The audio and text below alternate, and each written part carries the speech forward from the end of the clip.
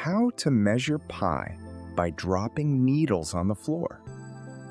You can find pi, the famous circle number, just by dropping needles on the floor. No circles required.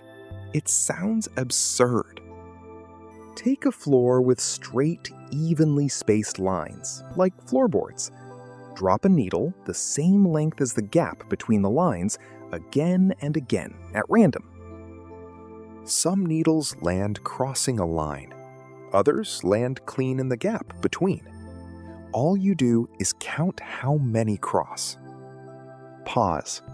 What could dropped needles possibly have to do with pi? Here is the magic.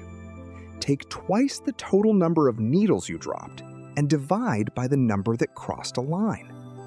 That ratio closes in on pi. Drop 100 needles, and the estimate is rough. Drop 10,000, and it sharpens toward 3.14. Pi emerges out of pure randomness. Why does pi appear at all? Because whether a needle crosses depends on its angle, and angles are measured around circles, and circles are exactly where pi lives. Let's see why pi appears.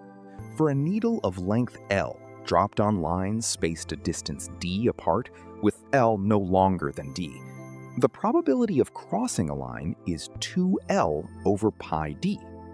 But probability is just the fraction of throws that cross, the crossings c over the total throws n.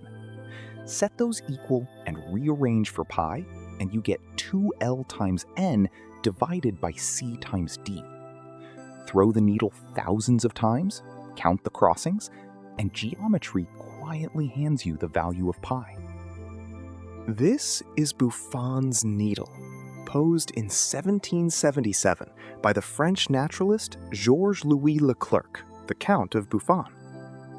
It is one of the oldest problems in geometric probability, and one of the first times anyone realized you could compute a number by running a random experiment.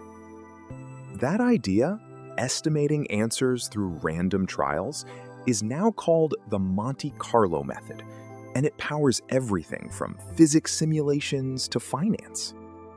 If you enjoyed this, follow Theovis for more puzzles fully explained.